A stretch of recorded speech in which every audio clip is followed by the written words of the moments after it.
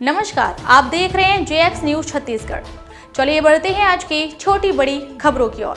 क्या ये सच है? 25 साल से एक जगह बैठे हैं ये बाबा। जाने क्या है इनके पीछे की कहानी। छत्तीसगढ़ के रायगढ़ जिला मुख्यालय से लगे कोसमनारा गांव का बाबा धाम लोगों के लिए आस्था का केंद्र बना हुआ है। बाबा सत्यनारायण पिछले 25 वर्ष से एक ही जगह पर बैठे हुए हैं।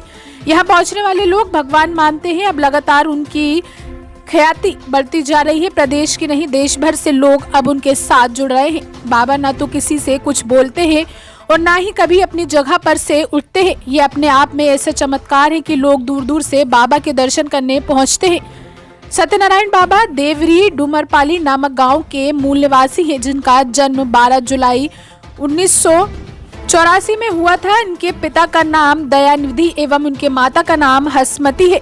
माता पिता ने बालक का नाम हलदर रखा था। उनकी माता ने बताया कि सत्यनारायण बचपन से ही भगवान शिव के भक्त थे। वे गांव में स्थित शिव मंदिर में 7 दिनों तक लगातार तपस्या करते रहे। 16 फरवरी 1998 को हलदर घर से स्कूल के लिए निकले एवं अपने गांव से लगभग 18 किलोमीटर दूर कोसमनारा गांव में तप करने बैठ गए। इसी दिन से बाबा एक पत्थर को शिवलिंग मानकर अपनी जीभ काटकर शिव तपस्या में लीन हो गए। यहीं से उनके बाबा सत्यनारायण बनने की कहानी शुरू हुई। उस दिन से लेकर आज तक बाबा उसी स्थान पर बैठकर तप कर रहे हैं। सत्यनारायण बाबा की मां बताती हैं कि उनके 2 बेटे और एक बेटी है। सबसे बड़ा बेटा सन्यासी बन गया है, छोटा बेटा खेती किसानी का परिवार चलाता है। कोसमनारा में बाबा जिस दिन से बैठे हैं तब से उनकी मां यहाँ आकर उनकी पूजा करती है और जल्द ही उनके तब के पूरा होने की ईश्वर से कामना करती है।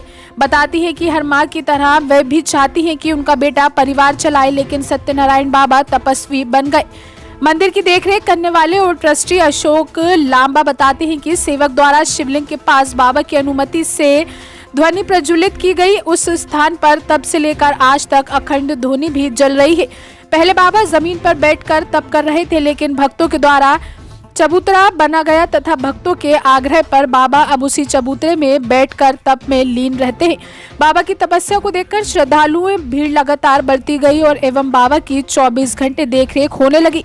वर्तमान में बाबा की ख्याति चारों ओर फैल गई है। लोगों के चढ़ावे से जो भी रुपए कमाते हैं उससे बाबा धाम के जीर्णोद्धार में उपयोग किया जा रहा है। भक्तों के लिए प्रसाद, उनके खाने की व्यवस्था और उनके रुकने के लिए बेहतर व्यवस्था ट्रस्ट के द्वारा होता है। बाबा सत्यनारायण किसी से भी बात नहीं करते, जरूरत के मुताबिक ही वो भी इशारे से ही समझाते हैं। हर मौसम में धूप, बारिश, ठंडी से भी बाबा खुले आसमान के नीचे ही बैठे रहते हैं। यहाँ हर साल लाखों लोग बाबा के दर्शन के लिए आते हैं। सावन हो या महाशिवरात्रि, यहाँ पर भक्तों की भारी भीड़ साल भर लगी रहती है।